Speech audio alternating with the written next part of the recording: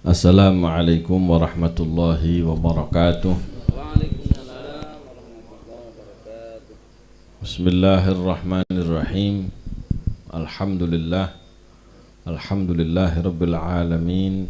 Wa bihi nasta'inu ala umuri dunya waddin. Wa sallallahu wa sallama ala sayyidina wa maulana Muhammadin khatamin nabiyyin wa ala alihi wa sahbihi wa baraka wa sallama ajma'in. Subhanaka la ilma lana illa ma 'allamtana innaka antal alimul hakim. Rabbi shrah li sadri wa yassir li amri qawli. Rabbi zidni ilma warzuqni fahma. Allahumma inna nas'aluka fahman nabiyyin wa hifdzal mursalin wa ilhamal malaikatil muqarrabin. Allahumma aghnina bil ilm wa zayyinna bil hilm wa akrimna bit taqwa wa jammilna bil afiyah. Allahumma akrimna bi nuril fahm wa akhrijna min dhulumatil wahm. Ya Fatahu ya Alim, ya Fatahu ya Alim, iftah alaina fathan qariba waftah alaina fathan mubina birahmatika ya arhamar rahimin. Amma ba'd. Al-mukarramun, para habaib, para kiai, para asatid, wabil khusus guru kita bersama Sayyidi Al-Habib Ridha bin Yahya hafizahullah ta'ala wa ra'ah wa nafa'ana bih bi'ulumihi insyaallah fid dharain amin. Sebagaimana tadi disampaikan, insyaallah akan kami bacakan satu manaqib, satu biografi daripada sosok wanita, sosok perempuan yang sangat luar biasa, yang dalam hal ini dalam rangka mengharap kepada Allah Subhanahu wa ta'ala agar Allah Subhanahu wa ta'ala melimpahkan anugerahnya kembali, tidak hanya kepada beliau yang kita baca manaqibnya, juga kepada segenap para ibu-ibu kita, baik itu berupa istri kita, berupa bibi, berupa ibunda-ibunda yang lain. Moga-moga kebagian keberkahannya daripada anugerah yang Allah Ta'ala berikan kepada Sayyidah Hubabah Zahra binti Hafid alaiha ridwanullah wa nafa'ana biha wa bi'ulmaha fid darain amin amin ya rabbal alamin. Ma'asyiral hadirin rahimakumullah, mari kita pasang telinga, pasang hati kita untuk menyimak, merenungi apa yang kita dengarkan dari satu cerita kehidupan yang sangat luar biasa. Dikatakan beliau adalah wujud dan contoh nyata dari sebuah sejarah hidup manusia dan sebuah keterkaitan dengan petunjuk hidayah Allah Subhanahu wa ta'ala. Ada orang hidup tapi nggak nyambung sama Allah, jauh dari hidayah Allah. Sedangkan beliau ini bukti nyata bahwa dalam kehidupan manusia, walaupun wanita, walaupun perempuan, tapi nyambung kuat dengan hidayah Allah. Tidak hanya dengan hidayah Allah dan juga dengan Rasulnya, dan penuh keyakinan yang benar, dan merupakan hasil pendidikan daripada madrasah Hadramut dan hasil daripada tariqah yang dicontohkan oleh para salafun saleh, dari para sadah alawiyah yang telah berabad-abad, itu mempengaruhi arah pemikiran dan tujuan kehidupan. Jadi dalam sejarah Sadah Al-Ba'alawi, Thariqah Alawiyah, itu sangat besar pengaruhnya dalam kehidupan, terutama di sini dalam rangka yakni kita menceritakan kehidupannya Sayyidah Hubabah Zahra alaiha ridwanullah. Itu berpengaruh dalam kehidupan beliau, berpengaruh terhadap niatan dan juga amal perbuatan beliau sehari-hari. Jadi di zaman sekarang ini beliau sangat layak dan sangat pantas menjadi sebuah contoh ideal dari satu pengaruh positif yang murni, dari sebuah ittiba, dari sebuah pentauladanan yang shadiq, yang sungguh-sungguh. Semua keilmuan, sebuah keilmuan dan prakteknya itu adalah wujud dan ta'zim wujud dari ta'zim kepada Allah Subhanahu wa taala dan dari apa yang datang dari Allah berupa wahyu, ta'zim kepada Rasulullah SAW, itu semuanya terwujud dalam kehidupan sehari-hari beliau secara nyata. Dan juga merupakan wujud nyata dari pencarian-pencerahan dalam arah kehidupan dari ayat dan hadis-hadis Nabi SAW. Ada orang itu hidupnya mengarah ngikuti apa kata dunia, apa kata orang, apa kata tetangga gitu. Kalau beliau kagak, apa kata Allah, apa kata Rasulullah, baru jalan gitu ya. Ini wujud yang nyata. Kemudian dan wujud nyata dari sebuah kemerdekaan, kebebasan yang sempurna dari keterbudakan syaitan dan pasukannya, baik itu dari bangsa jin maupun manusia. Jadi beliau hidupnya itu paham banget, oh ini nih syaitan, oh ini nih ajakan dari godaannya, ini tipu dayanya, paham banget. Kalau kita ya sering kalah banget ya kalau kita. Semoga berkah kita mendengar manaqib beliau ini, kita dimerdekakan ya, nggak jadi napis. Apa napis? Narapidana syaitan. Jadi ketemunya majelis ini nunggu haul. Selama ini di penjara sama syaitan, jarang ke majelis. Baru ada kebuli baru datang ya. Ini moga-moga kita nggak jadi napis insya Allah. Ini beliau merdeka, kapan aja majelis, kapan aja, itu luar biasa ya. Hidupnya benar-benar untuk Allah Subhanahu wa taala. Yang mana para syaitan ini mereka menyebarkan pemikirannya, menyebarkan ajaran-ajaran dasarnya, dan mereka inilah yang melawan dan menghancurkan manhaj dan ajaran dasar Allah Subhanahu wa taala. Alhamdulillah. Insyaallah. Hati-hati. Geser. Hati-hati.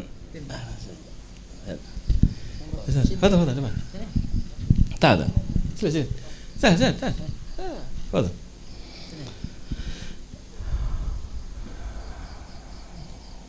Dan Allah Subhanahu wa taala mengisyaratkan akan kenyataan kedepan seperti ini dalam firman-Nya, wa in tuti' aktsara man fil ardi yudhilluka an sabilillah yattabi'una illa dhann wa inhum illa yakhrusun. Kalau kalian mengikuti kebanyakan manusia di muka bumi yang ngetren, yang lagi apa bahasa sekarang ini, yang lagi viral, itu bahasa Al-Quran itu. Kalau kalian ngikutin yang viral-viral aja, ngikutin yang ngetren saja, apa kata Allah? Yudilluka an sabilillah. Kalian bakal tersesat dari jalannya Allah Subhanahu wa taala. Wala kenal ulama, wala kenal aulia. Wah, yang kenal siapa? Yang dikenal ya yang ngetren tadi, yang viral tadi. Nah, seharusnya ayat ini yang kita viralkan. Ini ayat ini yang harusnya jadi quotes itu.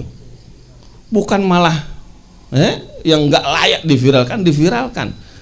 Harusnya aulia kita viralkan, ajaran Nabi kita viralkan. Kalau enggak tersesat kita. Nah, mereka itu ngikutin apa? Yattabi'una illa dhann. Mereka hanya mengikuti hanya prasangkaan saja, wa inhum illa yakhrusun. Mereka hanya berusaha supaya bisa begini, ternyata enggak bisa apa-apa. Ini adalah perihal kebanyakan manusia. Di antara mereka itu adalah semua orang kafir, semua orang yang terpengaruh oleh mereka di antara umat Islam. Mereka semua di dalam cakupan dan lingkaran isyarat ayat ini. Nah, ini sekilas dari ceramah guru kita Sayyidi Al-Habib Umar saat haulnya beliau. Jadi dari sekian banyak yang terpengaruh tadi, yang tersisa siapa? Yang tersisa adalah orang-orang yang shodikin, orang-orang yang tergolong munibin. Moga-moga kita termasuk beliau-beliau, termasuk orang-orang yang kembali kepada Allah Ta'ala ya. Sebab Allah Ta'ala menyatakan wattabi' sabila man anaba ilayya thumma ilayya marji'ukum fa unabbi'ukum bima kuntum ta'malun. Ya ayyuhalladzina amanu taqullaha wa kunu ma'as shadiqin. Untung kita diperintahkan wa kunu ma'as shadiqin. Jadilah kalian bersama orang-orang yang sungguh-sungguh. Coba kalau disuruh kunu minas shadiqin, wah berat itu. Kita disuruh bersama, duduk di situ ada orang shadiqin, di situ ada haulnya beliau. Disuruh hadir doang kita ini, ma'as shadiqin, disuruh bersama doang. Gitu aja beratnya minta ampun, Masya Allah, gimana disuruh jadi shadiqin? Disuruh kayak beliau, waduh. Ini moga-moga kita termasuk dalam ayat ini insya Allah. Dan guru mulia Sayyidil Habib Umar bin Muhammad bin Salim bin Habib kata, Semoga kedua sifat tersebut, yakni inabah dan siddiq, benar-benar terwujud dalam sosok ibundanya beliau, yakni Sayyidah Hubabah Zahra alaiha ridwanullah binti Hafid. Jadi inti dari biografi beliau adalah perwujudan dari makna inabah kepada Allah dan siddiq, sungguh-sungguh dan jujur kepada Allah Subhanahu wa taala sebagaimana dalam ayat Al-Qur'an. Kemudian tentang beliau, nasab dan seterusnya, beliau adalah As-Sayyidah Asy-Syarifah At-Tahirah Zahra binti Hafid bin Abdullah bin Ali bin Hafid bin Abdullah bin Ahmad bin Abdullah Al-Haddar bin Ali bin Muhsin bin Syekh Abi Bakar bin Salim. Jadi nyambungnya ke Syekh Abu Bakar bin Salim alaihi ridwanullah wa nafa'ana bi fid din dunya wal akhirah. Beliau lahir, ini belum ketemu sampai sekarang, belum ditanya tanggal lahirnya berapa. Yang jelas beliau meninggal asar, waktu asar hari Senin tanggal 21 Sya'ban. Ini seperti bulan-bulan sekarang ini ya, bulan Sya'ban di Tarim Hadramaut Yaman. Beliau adalah istri daripada Habib Muhammad bin Salim bin Hafid, ayah Habib Umar bin Syekh Bakar bin Salim. Beliau mempunyai 9 putra dan putri. Nah ini aja udah kita banyak nggak bisa niru dah. Kita mengirit ya, takut nggak dapat rezeki, ngaku lah ya. Ayo bikin lagi 9, kurang berapa coba? Kurang sabrok-abrok ya. Ibu-ibu juga ini harus niru, malas ini produksi ya. Udahlah cukup apaan, 2 anak cukup, itu isu penyesatan itu. Buat ngangkat keranda nggak cukup orang 2, buat mandiin nggak cukup ya, apalagi main bola. Ini 9 ya gitu, wali songo lo kan gitu. Nah kita ini katanya orang Indonesia wali songo, anak ngirit. Yang pertama Habib Ali Masyhur, beliau udah meninggal. Terus Habib Atos yang suka ke Indonesia, Habib Abdullah, Habib Salim, baru yang kelima Habib Umar. Jadi Habib Umar itu putra kelima. Kemudian Hubabah Khadijah, Hubabah Sidah, Hubabah Syifa, Hubabah Alwiyah. Itu semua pernikahan dengan Habib Muhammad bin Salim bin Hafid. Beliau bercerita, beliau adalah istri kedua setelah istri Habib Muhammad yang pertama meninggal. Di saat pernikahan beliau berlangsungnya sangat sederhana. Nah ini awas nih ya, nikah mah sederhana aja, hasilnya yang luar biasa gitu loh. Nikahnya luar biasa, bikin rame, hasilnya bikin pusing, anaknya bikin pusing. Ini putra putrinya beliau coba dakwahnya meluas kemana-mana. Ini kebagian Darul Futuh, ini kebagian dari putranya beliau, namanya dari beliau gitu. Jadi jangan kita tertipu dengan acaranya, hasilnya mana hasilnya. Awas jangan lupa, hasil nikah itu apa? Kalau ketemu sama temen apa? Gimana kabarnya? Udah nuakah? Udah. Habis itu ditanya, di gedung apa di masjid? Pertanyaannya apa? Langsung apa? Anak. Jangan ketipu. Giliran nikah yang seneng tukang tenda. Nikah yang seneng kita. Ya. Itu masalahnya. Ini beliau sederhana banget. Tidak sebagaimana umumnya. Bahkan kalau pengantin yang lain saat diantar ke rumah suami membawa perabot, peralatan dapur yang lengkap, akan tetapi beliau cuma dibekali panci 1, piring 1, sendok 1, itu pun ujungnya gompel dan rusak.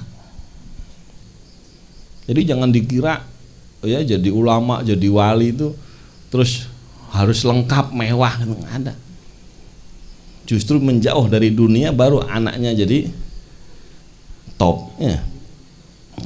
Semua cuma 1-1, baju pun cuma 2 buah. Mulai awal nikah, nah ini yang ajib nih. Ini hak, ini cerita luar biasa nih. Mulai awal nikah sampai akhir hayat yang untuk harian. Jadi kita dulu kan baca manakibnya ulama, basah, dicuci, kering dipakai lagi gitu. Itu bukan cerita, itu kehidupan masih ada zaman sekarang. Ini baru haul yang ke-9. Kan masa kita, zaman kita. Ini luar biasa nih. Waduh, istri kita, wah, tanya sendiri-sendiri deh. gitu ya. Jika satu baju dipakai, yang satu dicuci. Terus ada satu baju lagi khusus untuk hadir acara undangan atau pernikahan, baju hitam itu khusus itu. Wah, ini ibu kayaknya nggak cocok kayak gini. Sejak awal menikah beliau tidak punya perhiasan, dan bahkan sampai masa tuanya beliau bersyukur, alhamdulillah, seneng, girang banget. Kenapa? Bahwa perhiasan duniawi itu kelang cincin, gelang, kalung semuanya tidak pernah sama sekali terpakai di badannya. Ini wirathah nabawiyah. Saya baru ketemu hadisnya di Musnad Abi Dawud At-Tayalisi, hadis nomor 1083. Diceritakan dari Sayyidina Thauban, ja'at bintu Hubairah ila Nabi sallallahu alaihi wasallam wa fi yadiha fathun minadz zahab. Jadi bintu Hubairah ini datang, di tangannya itu ada cincin gede-gede. Model tesi gitu mungkin ya. Kenal tesi, nggak kenal itu rugi. Tesi pada kenal semua ya. Kanan kiri itu tesi itu ya. Ini ada riwayat kayak begitu. Cincinnya gede-gede. Kemudian faja'alan Nabi sallallahu alaihi wasallam yadribu yadaha. Nabi akhirnya memukul tangannya binti Hubairah nih. Fa'atat Fatimah tashku ilaiha. Akhirnya datang ke Sayyidah Fatimah karena diomelin sama Nabi, dipukul tangannya, lapor kepada Sayyidah Fatimah. Mengadukan, saya tadi ditegur sama Rasulullah gara-gara pakai cincin gede. Akhirnya apa? Qala Thauban, Sayyidina Thauban ini ma'ruf, ini budaknya Nabi SAW yang sudah dimerdekakan, khidmah sama Nabi. Jadi yang cerita perawinya ini orang dalam.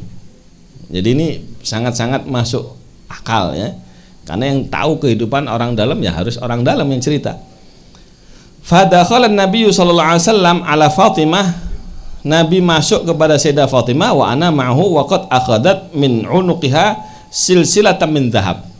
Akhirnya begitu masuk, Nabi ngelihat Sayyidah Fatimah itu di lehernya ada rantai emas, ada kalungnya. Faqalat hadza, begitu dilihat sama Rasulullah, soalnya sudah dengar anak dipukul sama Rasulullah yang cincinnya tadi. Wah, bisa-bisa leher kena pukul juga ini. Akhirnya ngaku dulu Sayyidah Fatimah. Ngaku. Ini saya dikasih sama Abu Hasan. Hadza ahdaha ilayya Abu Hasan. Wa fi yadiha asilsilah. Udah dicopot, ditunjukkan ini saya dikasih hadiah ya Rasulullah. Apa jawaban Nabi? Ayo kita simak ini. Faqala an-nabiyyu sallallahu alaihi wasallam ya Fatimah ayasurruki ay yaqula an-nas Fatimah binti Muhammad fi yadiha silsilah minan nar. Wahai Fatimah, apakah kau senang nanti orang-orang berkata ini Fatimah putrinya Nabi Muhammad, di tangannya ada rantai dari api neraka? Ini diomongin begitu doang. Alimah ya, beliau ini orang yang alimah faqihah. Langsung apa? Fa kharaja wa lam yaq'ud, beliau langsung keluar enggak duduk. Fa amidat Fatimah ila silsilah, beliau bawa itu kalung emas tadi, faba'atha, dijual. Beli seblak apa nih? Bukan. Ngapain? Kayak ibu-ibu ya. Fashtarat biha nasamah fa'ataqatha, dibeliin budak kemudian dimerdekakan. Fabalaghan Nabi sallallahu alaihi wasallam faqala alhamdulillah alladzi najja Fatimah bi minan nar. Alhamdulillah yang telah menyelamatkan Fatimah berkat saya dari api neraka. Ini putri Nabi, ibu-ibu dan bapak-bapak sekalian. Gimana putra-putri kita, gimana istri kita, siapa yang bisa memerdekakan dari api neraka? Silahkan merenung sendiri-sendiri. Tarbiyah beliau terhadap putra-putrinya. Beliau adalah orang yakni untuk kepingin punya anak soleh, solihah, pengen anak punya ulama, bapak dan ibunya dulu. Gitu. Kalau bapak ibunya urusannya pikirannya dunia, woi, gimana punya anak mikirin ilmu, mikirin amal soleh? Yang ada amal salah. Jadi jangan nyalahkan anak, woi, kita dulu nih, otak kita ini apa isinya? Hati kita isinya apa? Kalau isinya masih dunia ya wajar. Mafil aba fil abna, yang ada di bapak ibu yang nurun ke anak. Mangga jatuh nggak jauh dari, iya, langsung kita ambil. Ya, beliau adalah seorang ibu yang berakhlak mulia, pentarbiyah yang luar biasa bagi putra putrinya. Guru mulia Al-Habib Umar menceritakan di antara bentuk hasil pendidikan beliau bahwa Habib Umar di masa kecilnya menceritakan bahwa beliau sangat paham dengan isyarah mata sang bunda. Bukan tukang ngomel, ya. Cukup matanya doang, set jalan semua. Ayo, kalau ibu-ibu zaman now gimana? Kapan beliau boleh masuk ke rumah atau tidak? Habib Umar paham, dilihat mata ibunya. Oh nggak boleh, nggak masuk. Oh boleh masuk. Jadi nggak ada teriak-teriak, rame, ribut, itu nggak ada. Itu tarbiyah itu kayak begitu. Ya. Orang sekarang kepingin ngademin, nenangin anaknya di sekolah, di tempat-tempat yang katanya tempat pendidikan, kayu diangkat. Bawa pendungan, bawa ini. Tarbiyah model apa? Nah, beliau nggak pakai begitu. Boleh berbuat ini atau itu, dilihat dari semuanya hanya dengan isyarat mata tanpa perlu bersuara, apalagi dengan teriakan, cubitan, enggak. Bahkan pukulan sebagaimana ibu-ibu kebanyakan itu tidak terjadi. Ketakutannya kepada Allah Subhanahu wa taala dan persiapan kematian. Jadi suatu ketika di malam hari seisi rumah beliau itu terkaget dengan adanya suara tangisan di dalam rumah. Akhirnya semua orang di dalam rumah terbangun dan mencari dari mana dan siapa yang menangis tersebut. Ternyata diperhatikan suaranya dari kamar beliau. Serentak seisi rumah pun menuju ke kamarnya, dikirain kenapa. Ternyata apa? Beliau dalam keadaan lagi sujud nangis, seisi rumah kedengar. Coba apa yang beliau tangisi? Dosa apa yang pernah beliau berbuat? Tidak, ya. Bukan beliau yang berhak menangis seperti itu, tapi kita yang banyak dosa inilah yang semoga mendapat keberkahan tangisan beliau di dalam sujudnya insyaallah. Jadi ma'asyiral hadirin rahimakumullah, itu semua keluarga beliau itu pada tahu beliau itu sudah sangat-sangat siap mati. Nah, itu punya koper khusus isinya baju kain kafan, terus ada uangnya. Tadi kalau meninggal untuk sodakohan, untuk ini udah disiapin, nabung sejak awal. Kalau kita nabung untuk apa? Ini beliau nabung untuk mati, coba siapin. Kalau kita jangan niru, kaget istrinya nanti, Pak kenapa Pak, waras enggak? Gitu diketawain. Kalau beliau itu keluarganya sudah paham semua itu, ya. Jadi beliau ahli juga dalam menjalankan sunnah-sunnah Nabi Muhammad SAW. Ini diantara istiqomah-istiqomahnya beliau, ya. Kita baca dzalika fillah yutih may yasha wallahu dzul fadl azim. Maka kita juga diberi istiqomah sebagaimana Allah mudahkan istiqomah kepada beliau. Satu, istiqomah salat sunnah qabliyah ba'diyah. Yang kedua, istiqomah tidak pernah meninggalkan salat 5 waktu kecuali berjamaah dan di awal waktu. Pasti nyari temen itu. Ya. Yang ketiga, istiqomah tidak berbicara setelah salat maghrib sebelum salat sunnah 6 rakaat salat awabin. Habis maghrib 6 rakaat dulu, baru nyuruh ini apa kalau ada hajat, lanjut yasin rotib. Yang keempat, istiqomah bangun di sepertiga malam, salat sunnah atau tahajud, dilanjut dengan zikir sampai adzan subuh. Nggak ke dapur, kalau kita kan ke dapur ke sumur. Ya Bu. Yang kelima, istiqomah tidak pernah meninggalkan bersiwak dalam sholat. Ini bertahun-tahun diceritakan, belum kebeli juga siwak ini. Waduh, nemen ini. Rokok tiap hari dibeli ya. Ini Masya Allah, udut nih. Baik bangun tidur, sebelum tidur, dan kegiatan-kegiatan sunnah lainnya beliau terus pakai siwak. Dan juga untuk menjaga dan mengamalkan itu, maka salah satu siwaknya diikatkan ke mukena beliau. Jadi untuk supaya istiqomah kadang-kadang perlu cara, perlu trik. Nah, diantaranya ada yang diikat di mukena, ada yang ditaruh di baju, hakada. Gitu ya. Kemudian istiqomah dari ba'da zuhur, ba'da subuh zikir sampai isyraq. Nah, jadi sampai kalau di tanggal itu waktu syuruk atau waktu tuluk. Tiap hari kayak begitu. Kita udah hilang, udah berangkat, udah macet, udah ngebut itu. Ditutup sholat duha 8 rakaat baru beliau istirahat. 7. Istiqomah setelah bangun dari istirahat jam 9 pagi, lanjut baca sholawat dalailul khairat, zikir dan tadarus Al-Quran sampai waktu qailulah, tidur sebelum zuhur, qailulah itu. Ini dulu tidur sebelum zuhur ini terkenal ya, dalam tarikh disebutkan kalau ada pegawai negara di zaman Sayyidina Umar nggak tidur, itu dilaporin sama mandornya. Jadi yang dilaporin itu nggak tidur, ya, bukan ngemplang uang negara, bukan, nggak tidur dilaporin. Itu dikasih tulisan sama Sayyidina Umar, gil fa inna syaitana la yagil, tidur siang, syaitan itu yang nggak tidur siang. Begitu nggak mau tidur dipecat itu. Itu zaman Sayyidina Umar nggak begitu. Zaman kita waduh, masya Allah. Jadi qailulah itu luar biasa. Istiqomah qailulah sebentar dan siap-siap salat zuhur. Istiqomah qobliyah zuhur 4 rakaat dan membaca surat Yasin dalam salat qobliyahnya. Qobliyahnya surat Yasin. Kita bisa qobliyah alhamdulillah itu ya. Ya Allah, Allah yuwaffiqna wa iyyakum insyaallah.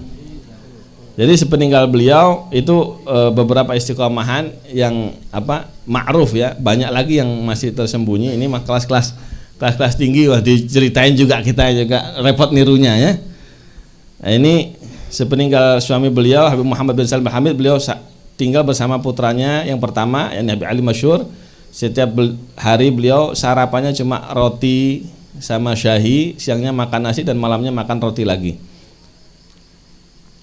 Nah, ini di antara perkataannya, kata beliau, kalau ada orang yang ziarah datang kepada beliau minta doa, ya, beliau bertanya tentang pakaian yang ziarah tadi. Ibu-ibu datang minta doa, minta amal gitu ya.